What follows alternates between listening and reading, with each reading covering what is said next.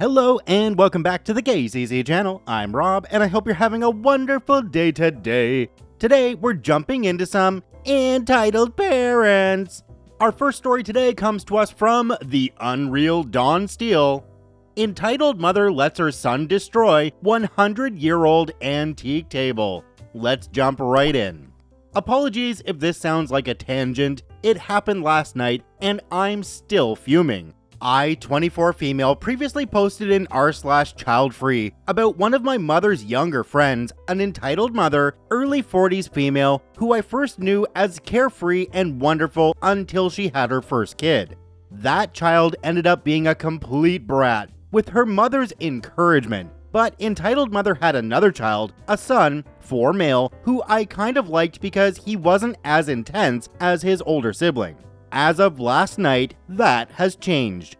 For context, my mother's greatest joy in life other than her kids is antiquing. She dresses every room in her house very carefully and will stop at every vintage shop around to find a piece of furniture, sometimes using road trips to find new antique stores and examine what is inside.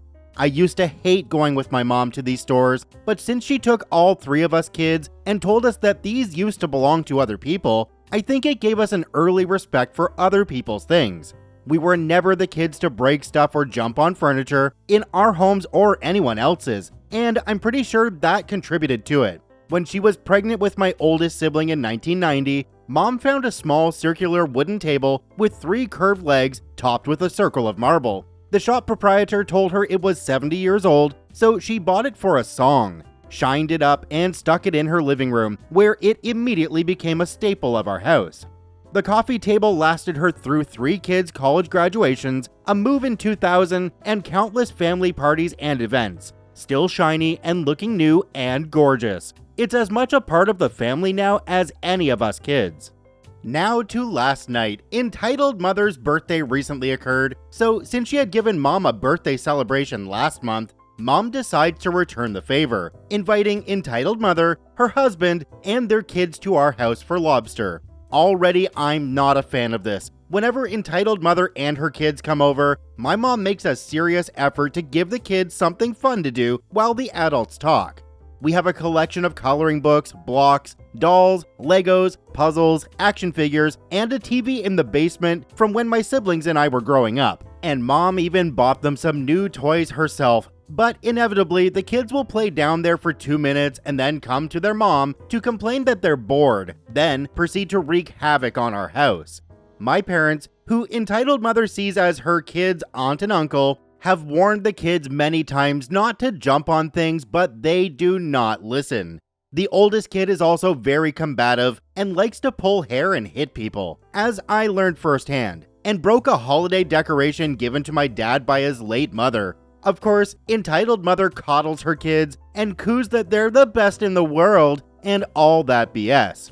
I've told my mom repeatedly that I don't want to be around the kids or their parents, but she brushes it off. In fact, she likes to tease me for not interacting with entitled mother and not coming downstairs when entitled mother visits, and says that entitled mother shouldn't get in the way of me living my life. I live with my folks and am invited to attend the party, but make my usual choice of opting out. Since I've just finished the first week of a new job, I intend to celebrate with a day at the bookstore and a night with friends. But yesterday morning, as I was preparing to leave, Mom asked why I was going to leave her to deal with the 2 kids by herself. I told her that I wasn't going to let them get in the way of living my life. She laughed and wished me a good day, and I left. My day was wonderful. I spent the morning and early afternoon at my favorite bookstore, the evening with my friends at a wine bar, and the night with them at a karaoke room. I came home around 11:30 that night and enter from a door in our sunroom, where my parents are asleep on the couch watching TV. I wake them up, tell them about my day, and they seem genuinely happy it went so well. To be polite, I ask how the party went. My folks get quiet and look at each other, and my mother, sounding very drained, tells me to go into the living room, the next room over. Confused, I look through the doorway and immediately see why. The beautiful table, now a century old, is broken. Its 3 curved wooden legs were bisected and splintered. There's a small crack in the marble top, and a collection of wood shards litter the carpet. "What happened?" I asked. Earlier that day, around 6:30 p.m., my dad and entitled mother's husband went to pick up my grandpa, plus a steamer for the lobster. While they were away, Mom had worked to settle the kids in the basement and reminded them not to jump on anything, then gone to the living room to converse with entitled mother. As they are talking, my mother leaves to go to the restroom at the other end of the house. She stops in the kitchen before returning and hears a crash in the living room. Mom runs in, and lo and behold, son had become bored, comes upstairs to the living room, and started jumping on furniture, including the ancient table, while entitled mother watched. My mother is predictably horrified and stares as entitled mother examines son for injuries and reassures Mom that the kid is fine.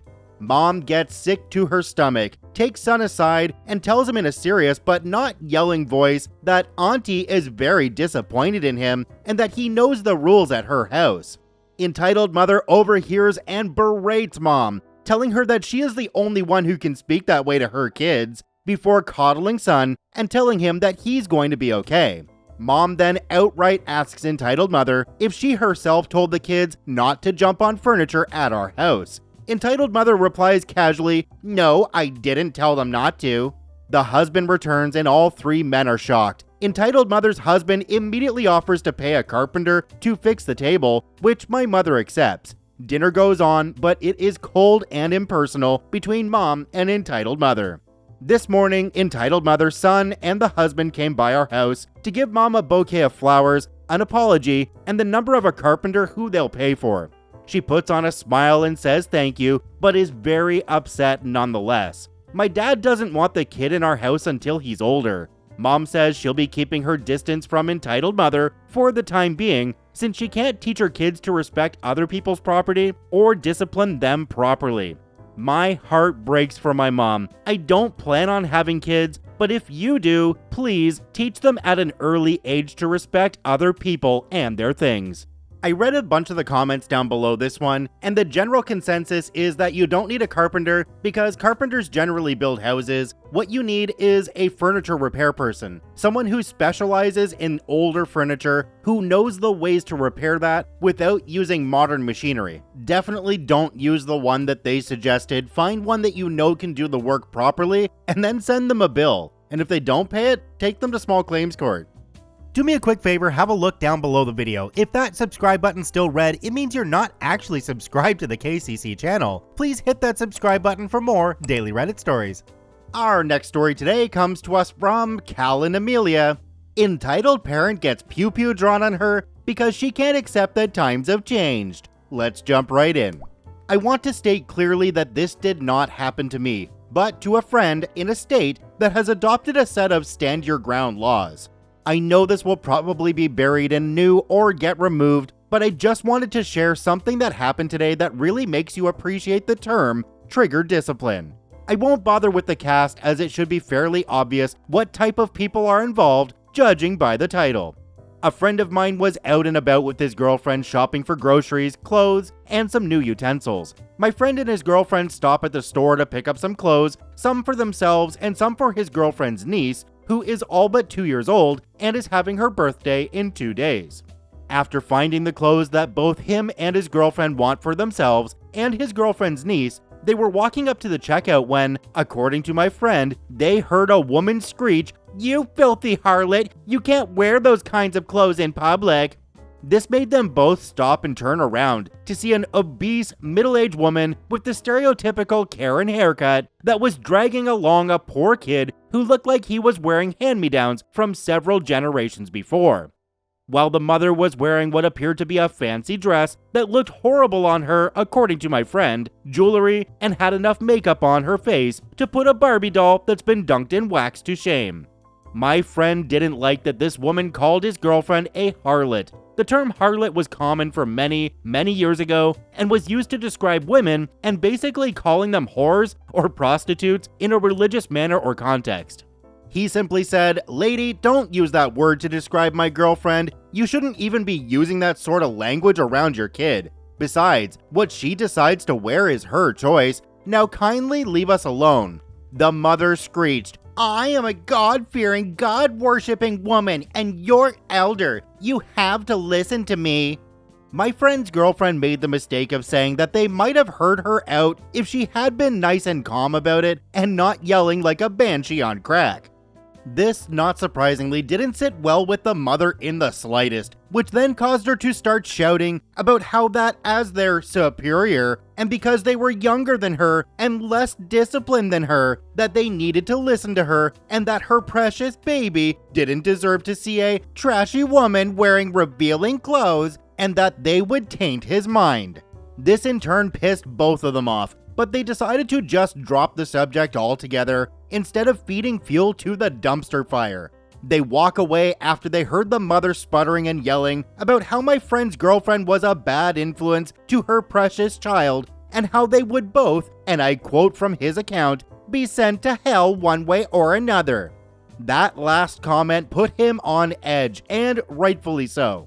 After checking out, and with their cheerful moods dampened, they both were on their way to my friend's car when they both heard, "Sweetie, get in the car, mommy has some problems to deal with."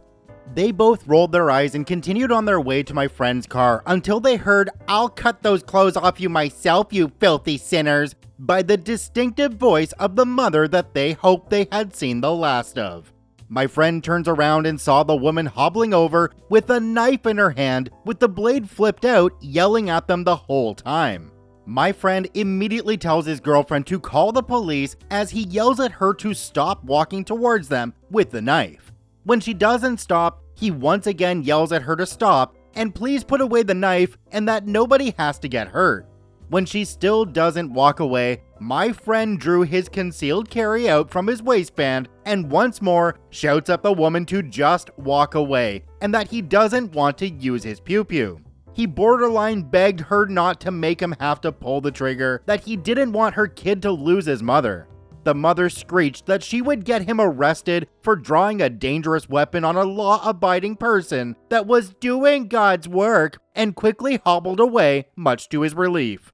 His girlfriend came out from behind a nearby car and handed the phone to him so he could explain what happened. He let the operator know that he was a lawful concealed carrier and that he had just drew his weapon on a person that had wished him and his girlfriend bodily harm.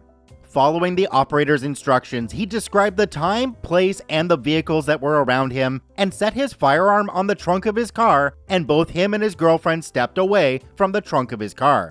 When the police arrived, they detained my friend. Detain does not mean arrest. He was just put in the back of the cruiser while the police sorted things out. No handcuffs were involved and no rights were read, and they both gave the responding officers their side of the story and pointed out the security cameras outside. They confiscated my friend's pew-pew, a standard procedure for incidents like these, and asked them both to give a statement at the police station. They agreed, and my friend was even complimented later by an officer for not being hasty and showing exceptional trigger discipline. He has not gotten his pew-pew back and most likely will not receive it back until this whole case is sorted out. But he then told me that losing his pew-pew for the time being is preferred over having to potentially hurt someone over something as stupid as clothing. I'll let you fine folks know any updates that might happen if my friend is willing to talk about it. Thanks for hearing me out if you read through this entire event. I just really thought that this was a shining example of what problems can happen when entitlement and what is probably mental health issues mix. I agree there had to be some kind of mental health issue going on there with Karen. That's just not a normal way that people react to a situation, and I hope she's able to get the help she needs to move forward in life. OP, I'm glad to hear that your friends got out of it okay, and I'm sure they'll get their pew-pew back soon. Our last story today comes to us from Possible Phil 40. Entitled parent wouldn't accept a solution and gets banned from waterpark forever. Let's jump right in. This happened a couple of years ago, but it still makes me shake my head.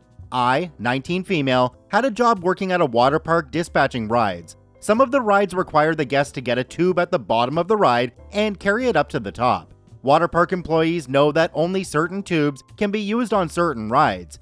If you use the wrong tube on the wrong ride, you are asking for people to be injured. The ride I was working had water jets that exploded from the bottom of the ride, so the tubes had to be very durable. Anyway, entitled mom and entitled kids are waiting in line. I can see that they have grabbed the wrong set of tubes from the bottom of the ride. They have clear tubes, which are not nearly durable enough for this ride, when they needed reinforced blue tubes. I go over to Mom and explain that she has the wrong tube for this slide. One of the correct tubes is pasted next to the entrance to the ride, so it's pretty clear which tube goes with which ride. I tell her that when she gets to the front of the line, she will need to step to the side, and I can have a worker run down and grab some correct tubes for them.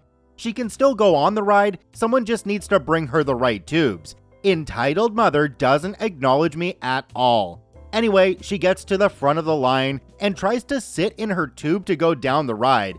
Ma'am, I'm sorry, this isn't the correct tube. I've radioed to have someone bring the correct tube up for you and your party, but I can't let you ride down in this tube. It's not safe and you can get hurt. Please stand to the side until your tube gets here. I waited in line. You can't tell me what to do. I'm going down the ride. Get the F out of my way. You can't go down the ride on this tube. It's not safe. Get the F out of my way, you bee. Then the crazy part. She throws the tube at my face. It's bulky and not heavy, so I can easily dodge it, but now I have to call security too. My manager is the person who was trekking the tubes up, and upon hearing my call for security, he drops the tubes and comes sprinting to me. Entitled mother is now destroying the landscaping around the top of the ride and is encouraging her kids to join in. How dare this bee make us wait? This C won't let you on the ride. I'm 19. I'm not paid to put myself in harm's way, so I do nothing to stop her or her kids. She is literally pulling out grass and spitting in my general direction. I picked up the tube she threw and I'm sitting on it on the side of the ride. Entitled kids of course join in and are spitting in my general direction and ripping up dirt and plants. I'm 10 feet away, so no spit got anywhere near me. And that's how Entitled Mother and her entitled kids got banned from the park forever. The tubes she needed, which manager was carrying up, were 10 stairs away from her. It was around a curve, so she couldn't see them. It's interesting how in a lot of these entitled parent stories, it's like a switch is flipped and the person becomes entitled to the nth degree. What's even more interesting though is that there doesn't seem to be an off switch. Check out all 3 OPs linked in the description down below. I thank you for watching, hope you have a wonderful day, and we'll see you tomorrow.